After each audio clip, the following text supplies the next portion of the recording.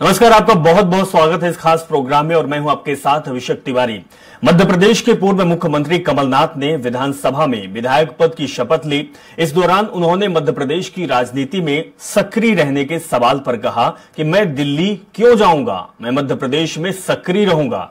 इसके साथ ही कमलनाथ ने कहा कि इंडिया गठबंधन की बात चल रही है, कुछ न कुछ निचोड़ जरूर निकलेगा। मैं इंडिया गठबंधन की चर्चा में शामिल नहीं हूं, यह बात कमलनाथ ने कही है। राजनीति में सक्रिय रहेंगे या दिल्ली की? मैं मध्य प्रदेश में सक्रिय रहूंगा। दिल्ली नहीं जाएंगे? दिल्ली में क्यों जाऊंगा?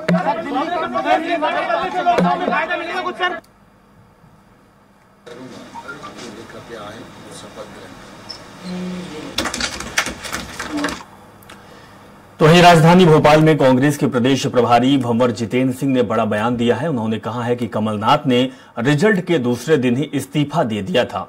उन्होंने कहा कि कमलनाथ प्रदेश और देश के बड़ा नेता हैं, जिसके चलते उन्होंने नैतिक जिम्मेदारी मानते हुए रिजल्ट के अगले दिन ही इस्तीफा दे दिया था। प्रदेश प्रभारी ने कहा कि शीर्ष नेतृत्व ने तय किया था कि जब तक नए अध्यक्ष नहीं बनते हैं तब तक वे कंटिन्यू काम करेंगे।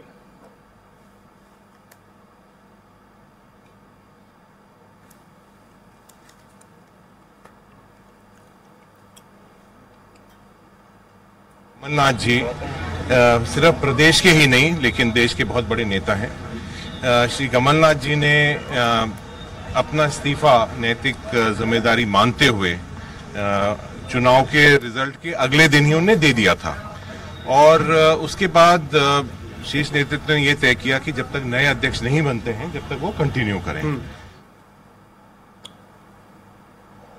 चलिए, इसी खबर पर हमारे संवाददाता कुमार संदीप जुड़ चुके हैं। अपडेट लेते हैं कि क्या कुछ सियासत में चल रहा है और क्या सियासी समीकरण बन रहे हैं, क्योंकि एक तरफ भारतीय जनता पार्टी तो दूसरी तरफ कांग्रेस पार्टी लगातार 2024 लोकसभा चुनाव की तैयारी में लगे हुए हैं। दूसरी तरफ बयानबाजी भी लगातार चल रही है। बयानबाजी के क्या मायने निकाले जा रहे हैं? कुमार संदीप, क्या कह सकते हैं? कमलनाथ आज विधायक पद की शपथ ली और शपथ लेते ही उन्होंने साफ कह दिया है कि हम दिल्ली जाने वाले नहीं हैं, मध्य प्रदेश में ही रहूंगा।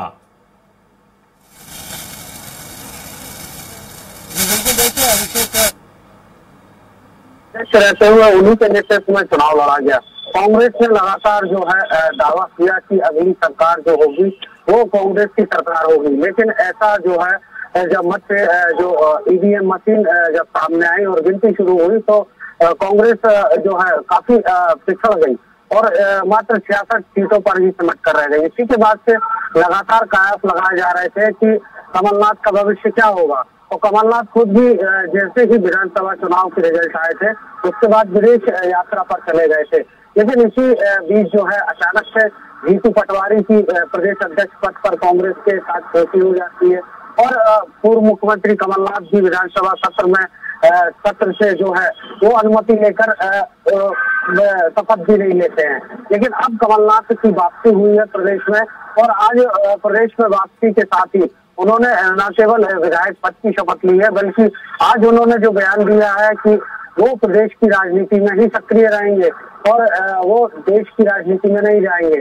जबकि इसके उलट जो मध्य प्रदेश के प्रभारी है भंवर जितेंद्र सिंह, उनका भी यही कहना था कि वो देश के बड़े नेता है, सिर्फ प्रदेश के नहीं है। दोनों ही बयानों में विरोधाभास है क्योंकि कमलनाथ प्रदेश छोड़ना नहीं चाहते और जो राष्ट्रीय नेतृत्व है उनकी भूमिका। लेकिन कुमार संदीप, ठीक है, कमलनाथ प्रदेश छोड़ना नहीं चाहते, लेकिन क्या कमलनाथ के रहने से प्रदेश कांग्रेस को मजबूती मिलेगी? ये बड़ा सवाल है।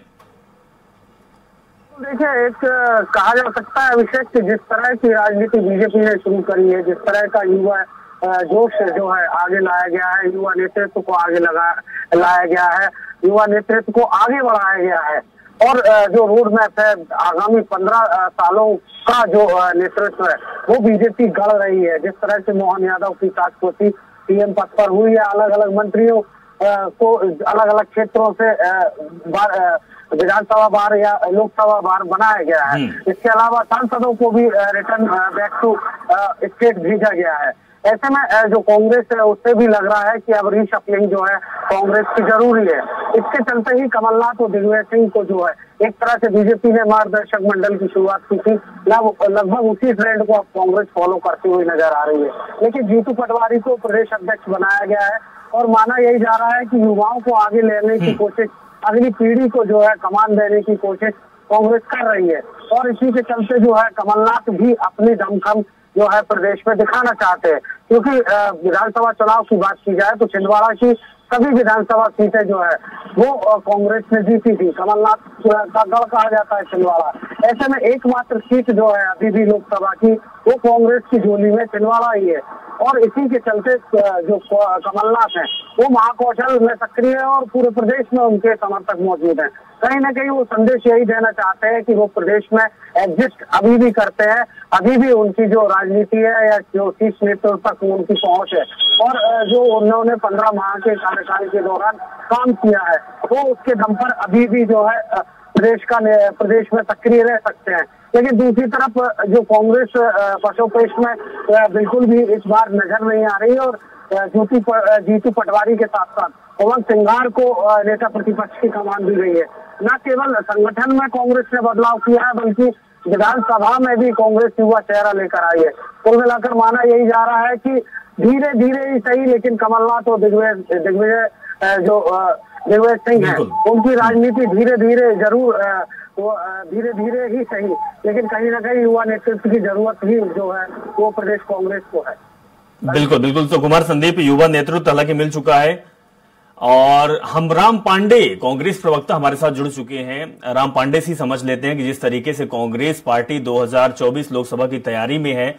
राम पांडे जी, सबसे बड़ी बात है कि कमलनाथ जी आज विधानसभा में पहुंचकर विधायक पद की शपथ ले ली है, लेकिन उन्होंने एक बड़ी बात कही है कि मैं दिल्ली नहीं जाऊंगा, मैं मध्य प्रदेश में रहूंगा। सवाल आपसे ये है कि मध्य प्रदेश में अगर कमलनाथ रहते हैं और जीतू पटवारी के हाथ में दायित्व मिल गया है, क्या सामंजस्य बन पाएगा और कितनी मजबूती कमलनाथ के रहने पर कांग्रेस को मिलेगी? जी, हमारे यहाँ पूरा सामंजस्य रहता है और सीनियर्स का सम्मान किया जाता है। जैसे नरेंद्र मोदी जी के गुरु थे लालकृष्ण आडवाणी जी और नरेंद्र मोदी जी को आडवाणी जी ने मुख्यमंत्री बनाया था। उस समय मोदी जी विधायक भी नहीं थे और उसके बाद वो प्रधानमंत्री बने। आज आडवाणी जी का क्या हाल है? जब से नरेंद्र मोदी जी प्रधानमंत्री बने हैं आडवाणी जी को कोई पूछने वाला नहीं है। हमने उनका तब से एक इंटरव्यू भी नहीं देखा है, बेचारे क्या कर रहे हैं। और कमलनाथ जी के बारे में भारतीय जनता पार्टी पिछले 45 सालों से झूठ बोल रही है। जब उन्होंने पहला चुनाव छिंदवाड़ा से लड़ा तब भी भारतीय जनता पार्टी का दूसरा नाम था उस समय जनता पार्टी जनसंघ के कमलनाथ जी छिंदवाड़ा छोड़कर चले जाएंगे, मध्य प्रदेश छोड़कर चले जाएंगे। लगातार वो वहां से सांसद का चुनाव जीतते रहे, केंद्रीय मंत्री बनते रहे, छिंदवाड़ा का मध्य प्रदेश का विकास करते रहे। फिर 2017-18 में वो मध्य प्रदेश आए, प्रदेश अध्यक्ष बने। फिर बीजेपी ने फैलाया पूरी ताकत से कमलनाथ जी चले जाएंगे, कमलनाथ जी चले जाएंगे, मुख्यमंत्री बन गए।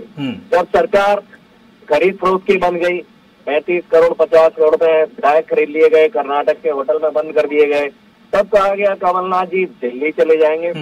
कमलनाथ जी ठीक है। राम पांडे जी, अच्छी बात है कि पार्टी आपको तवज्जो दे रही है, सीनियर लीडर हैं वो, प्रदेश में है, सक्रिय भी हैं। सुरेश शर्मा भी हमारे साथ जुड़े हुए हैं। राम पांडे जी, सुरेश शर्मा जी आपके पास वापस आऊंगा।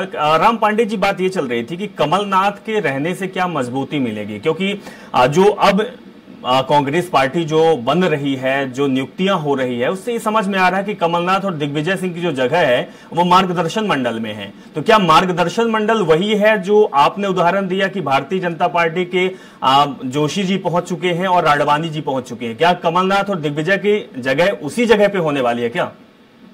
मैं तो ये मानता हूँ कि जो फिजिकली और मेंटली रूप से फिट है वो युवा है जी। यदि आपका दिमाग काम नहीं कर रहा है और शरीर भी काम नहीं कर रहा है तो आप बुजुर्ग हैं जी। अब शिवराज सिंह चौहान जी, मुझे समझ में नहीं आता फिजिकली और मेंटली रूप से शायद वो फिट है, लेकिन फिर भी उनको मार्गदर्शक मंडल में डाल दिया गया। आडवाणी जी, मुरली मनोहर जोशी को तो डाला ही, सुब्रमण्यम स्वामी को भी डाल दिया, सतपाल मलिक को भी डाल दिया, उमा भारती को भी इन्होंने मार्गदर्शक मंडल में डाल दिया।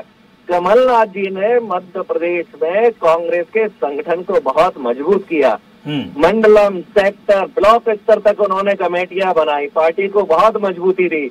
लेकिन कई कारण ऐसे थे, पैसा बांटा गया भारतीय जनता पार्टी की तरफ से, आचार संहिता लगी थी, किसानों के खाते में 10-10, 50-50 हजार रुपया किसानों के खाते में डाला गया, लाडली बहनाओं के खाते में पैसा डाला गया, ईवीएम का दुरुपयोग किया गया, पुलिस का दुरुपयोग किया गया, प्रशासन का दुरुपयोग किया गया, बूथ कैप्चरिंग की गई।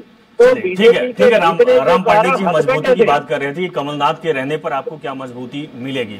सुरेंद्र शर्मा जी, आप लगातार ये आरोप लग रहे हैं और जब से चाहे वो राम मंदिर का मुद्दा हो या फिर जब सीनियर नेताओं की बात आती है तो कहीं ना कहीं आप घिर जाते हैं। आडवाणी जी पर, मुरली मनोहर जोशी पर, और दो नाम अभी और आ चुके हैं राम पांडे के द्वारा कि सुब्रमण्यम स्वामी और इसके साथ ही मलिक जी जो गवर्नर भी रह चुके हैं।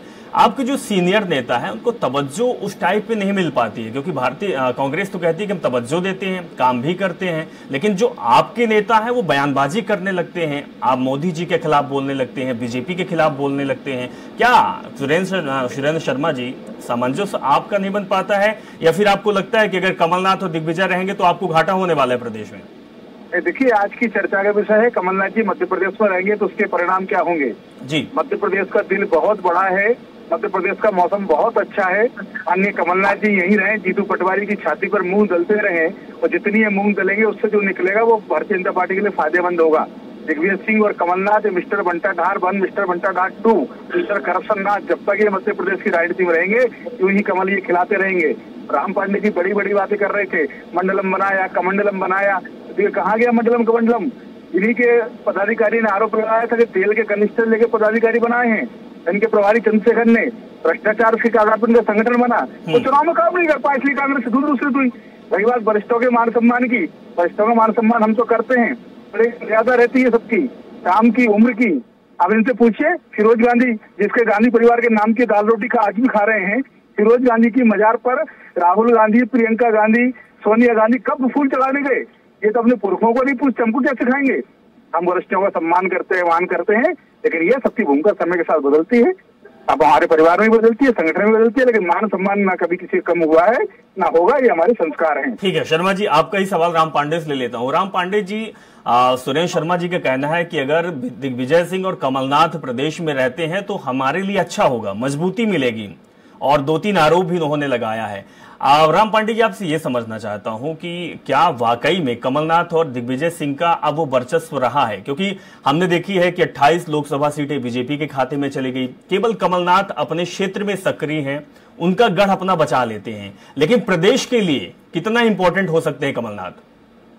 देखिए, बीजेपी के प्रवक्ता ने जो कहा, बस केवल माँ बहन की गालियां नहीं थी, बाकी जितनी गालियां दे सकते थे उन्होंने दी, क्योंकि माँ बहन की गालियां मुख्यमंत्री मोहन यादव देते हैं। मोहन यादव जो है माँ बहन की भी गालियां देते हैं वो, ठीक है। तो भारतीय जनता पार्टी तो कितनी भी अभद्र भाषा बोल सकती है, कोई बात नहीं। अब ये कैसी पार्टी है? सुप्रीम कोर्ट का आज का डिसीजन है कि भारतीय जनता पार्टी की गुजरात सरकार ने बलात्कारियों को छोड़कर गलती की। अब बताइए, बलात्कारियों को गुजरात में छोड़ा गया, भारतीय जनता पार्टी के द्वारा ढोल धमाके से उनको मालाएं पहनाई गई, और सुप्रीम कोर्ट ने क्या कहा कि भारतीय जनता पार्टी एक बलात्कारी पार्टी है। और सुप्रीम कोर्ट का मतलब यही है कि बलात्कारियों के आप समर्थन में खड़े हो। चुनाव प्रचार करने के लिए कौन आया था? बनारस हिंदू यूनिवर्सिटी में IIT की छात्रा, हिंदू छात्रा के साथ भारतीय जनता पार्टी के 2 नेता बलात्कार करते हैं, और वहां की यूपी सरकार उन दोनों को कहां भगा देती है? मध्य प्रदेश में। वो दोनों बलात्कारियों ने मध्य प्रदेश में भारतीय जनता पार्टी का चुनाव प्रचार किया। और पूरे देश के जितने भी बलात्कारी थे भारतीय जनता पार्टी के, सारे मध्य प्रदेश में आकर चुनाव प्रचार कर रहे थे। तो भारतीय जनता पार्टी अपने गिरेबान में झांक कर देखे कि कौन कैसा है। हमारे यहाँ बुजुर्गों का सम्मान किया जाता है। खड़गे जी 80 साल के ऊपर है, हमारी पार्टी के राष्ट्रीय अध्यक्ष है, सम्मानीय है। कमलनाथ जी हमारे सीनियर है और ऊर्जावान है, आज भी इस उम्र में वो पूरी मेहनत करते हैं। उन्होंने पार्टी को मध्य प्रदेश में मजबूती दी। इन्होंने पैसा बांटा, EVM का दुरुपयोग किया, पुलिस का दुरुपयोग किया, हर इंसान, मध्य प्रदेश का एक एक इंसान भारतीय जनता पार्टी को हराना चाह रहा था, लेकिन उन्होंने सत्ता का दुरुपयोग करके ये पीछे के रास्ते से मध्य प्रदेश, राजस्थान और छत्तीसगढ़ के अंदर इन्होंने अपनी सरकार बनाई है। अब सम्मान करना है तो मध्य प्रदेश में प्रभात झा का सम्मान क्यों नहीं किया जा रहा है? भाई सिंधिया को कांग्रेस से आपने ले लिया और प्रभात झा को घर बैठा दिया। उमा भारती महिला है जिसके कारण मध्य प्रदेश में बीजेपी की पहली सरकार बनी, वो तो उमा भारती का क्या किया जा रहा है? उमा भारती सबसे आगे थी बाबरी मस्जिद विध्वंस में, उमा भारती को वहां इनवाइट तक नहीं किया गया है। जो बाबरी मस्जिद विध्वंस में थे ही नहीं, उनको महिमा मंडन किया जा रहा है। विनय कटियार को नहीं पूछा गया, प्रवीण तोगड़िया को नहीं पूछा गया, मुरली मनोहर जोशी को नहीं पूछा गया, अशोक पिंगल को नहीं पूछा गया, कल्याण सिंह को, प्रमोद महाजन को, दिवंगत को और जितने भी जिंदा लोग हैं जो भी राम मंदिर आंदोलन में थे, सबका अपमान कर दिया गया। नरेंद्र मोदी जी राम मंदिर आंदोलन में कहीं भी नहीं दिखाई दिए। बाबरी मस्जिद विध्वंस में ना नरेंद्र मोदी का नाम था ना अमित शाह का नाम था, और दोनों वहां पहुंच रहे हैं। पूरे देश के जितने भी भारतीय जनता पार्टी के नेता हैं सबका अपमान कर रहे हैं, सबको आड़वाड़ी बना दिया गया है। खट्टर टाइप के लोगों को आज सत्ता दी जा रही है। गोपाल भार्गव 9 बार के विधायक, क्या उनका अधिकार नहीं था मुख्यमंत्री बनने का? रमेश मेंदोला 1-1 लाख से ठीक है। राम पांडे जी, बहुत सारे लोग आपके फहरिस्त में हैं, आप घेर सकते हैं। अच्छा सुरेश शर्मा जी, ये भी समझना चाहूंगा कि कमलनाथ की, हालांकि चर्चा का विषय हमारा है ही कि कमलनाथ कितना मजबूती देंगे, लेकिन शर्मा जी सबसे बड़ी बात है कि आप कमलनाथ की बात करें या फिर जीतू पटवारी की बात करें, जीतू पटवारी ने या फिर उमंग सिंगार की बात करें, इन नेताओं ने कह दिया है कि जो वादे और जो घोषणाएं बीजेपी ने चुनाव से पहले की है या फिर जो योजनाएं लागू है जिनका लाभ चुनाव के समय लोगों को मिला है, लाडली बहना योजना बहुत बड़ी योजना थी, इनको अगर सरकार लोगों तक नहीं पहुंचाती है, काम नहीं आती है या फिर लोगों को लाभ नहीं मिल पाता है, तो विपक्ष की भूमिका हम निभाएंगे, सड़क से लेकर सदन तक आंदोलन करेंगे। कितना आप इसको देखते हैं कि जीतू पटवारी, कमलनाथ या फिर उमंग सिंगार की ये त्रिकड़ी जो है वो आप पर भारी पड़ेगी या फिर नहीं? नहीं, ये तो सारे के सारे कांग्रेस के फ्यूज बल्ब है, फुस्सी बम है। आज 7 तारीख है, 10 तारीख को लाडली बहनों के खाते में राशि आ जाएगी। जो हमने वादा किया है एक एक वादा पूरा करेंगे। मेरे भाई राम पांडे जी के नाम में भी राम है और ये राम भक्त भी हैं। भारतीय जनता पार्टी की बहुत चिंता कर रहे हैं, ऐसा लग रहा है भविष्य भारतीय जनता पार्टी में आने का विचार कर रहे हैं। पर जरा ये विचार करें कि किस व्यक्ति को उन्होंने नेता प्रतिपक्ष बनाया है। ये बड़े सम्मान की बातें कर रहे थे, ये वही उमंग सिंगार हैं जो ये कमलनाथ की सरकार में कहते थे सबसे बड़ा कोई दलाल है, कोई भूमाफिया है, कोई माफियाओं का संरक्षक है, दिग्विजय सिंह है। ऐसे व्यक्ति को उन्होंने नेता प्रतिपक्ष बनाया, ये क्या बड़ों का सम्मान करेंगे? ये राम मंदिर के आमंत्रण की बात कर रहे थे, निश्चित तौर पर राम मंदिर का आमंत्रण सबको मिला है, पर आज तक कांग्रेस को भी मिला है, सोनिया जी को भी मिला है, खड़गे जी को भी मिला है, पर कांग्रेस आज तक यही स्पष्ट नहीं कर पाई कि राम मंदिर में दर्शन करने जाएंगे या नहीं जाएंगे। शर्मा जी, ये तो खैर मध्य प्रदेश की जनता भी देखना चाहती थी कि मामा मामी भी राम मंदिर में जाएं, लेकिन ओरछा का रास्ता उन्होंने पकड़ रखा है। बिल्कुल जाएंगे, राम मंदिर के दर्शन के सबको ले, लेकिन हमारे यहाँ किसी की अनुमति की जरूरत नहीं है, जिसको जब जाना हो तब जाए।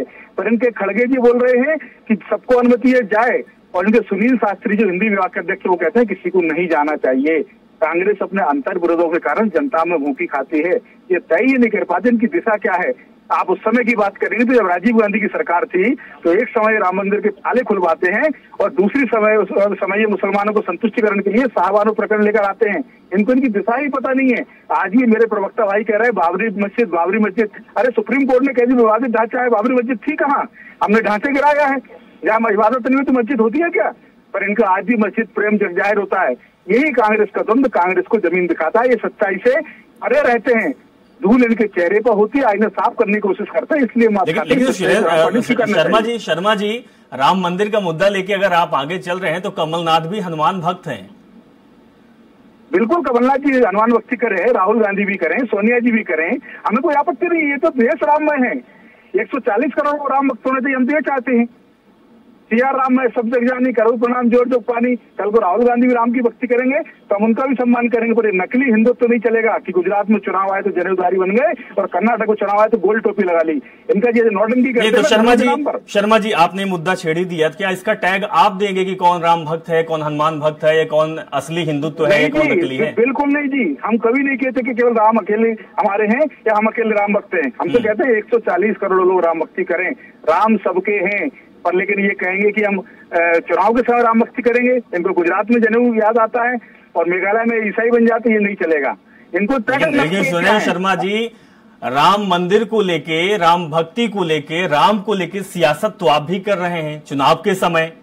लोकसभा चुनाव में भी अब शायद यही नारे खूब गूंजेंगे। नहीं जी, राम मंदिर हमने बनवाई है, मोदी जी ने बनवाई है, योगी जी ने बनवाई है। राम पांडे जी, सवाल हमारा पहला भी आपसे ही, आखिरी भी यही आपसे है कि जो हमने बात की है कि कमलनाथ हैं, दिग्विजय सिंह है, या फिर और आपके जो वरिष्ठ नेता हैं, इसके साथ ही जो आपकी पार्टी, आपकी हाईकमान ने युवा टीम तैयार की है। जीतू पटवारी लगातार बैठकें कर रहे हैं, अलग अलग जिलों में जा चुके हैं, अलग अलग जगहों में जा चुके हैं, युवा टीम उनके साथ दिखाई दे रही है।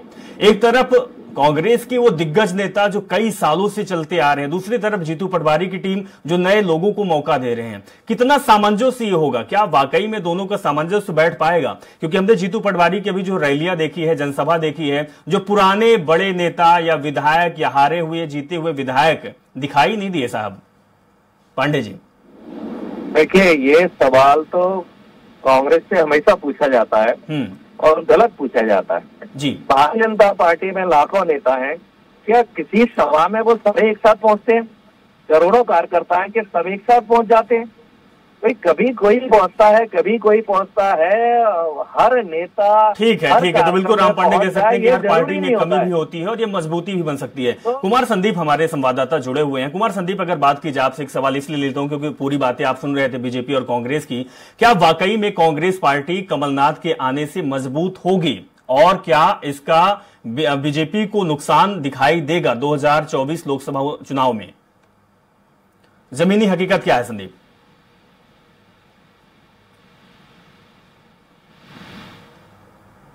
तो शायद संदीप से हमारा कनेक्शन टूट गया है। फिलहाल बहुत बहुत शुक्रिया राम पांडे जी, आप हमारे साथ जुड़े और आपने बात रखी। सुरेश शर्मा जी, आप भी बहुत बहुत धन्यवाद हमारे साथ जुड़े। तो जिस तरीके से मध्य प्रदेश की सियासत चल रही है, तो लगातार बयान दे रहे हैं, बयान के मायने भी अलग अलग निकाले जा रहे हैं। लेकिन दो नेता जो जिनका गढ़ माना जा रहा था, चाहे वो शिवराज सिंह चौहान की बात करें या फिर कमलनाथ की, दोनों नेता यही कहते हुए नजर आ रहे हैं कि मध्य प्रदेश छोड़कर मैं दिल्ली जाने वाला नहीं हूं। कमलनाथ ने मौजूदा समय में यही बयान दिया है कि मैं मध्य प्रदेश में ही रहूंगा, यही राजनीति करूंगा और विपक्ष की भूमिका में मैं अब सक्रिय हूं। लेकिन अब यही बात है कि कमलनाथ के रहने पर क्या कांग्रेस मजबूत होगी, क्या मजबूती आएगी, क्या सामंजस्य कांग्रेस पार्टी और उनके नेता बैठा पाएंगे? ये आने वाला समय जरूर बताएगा। फिलहाल इस कार्यक्रम में बस इतना ही। जुड़े रहें और देखते रहें स्वराज एक्सप्रेस। नमस्कार।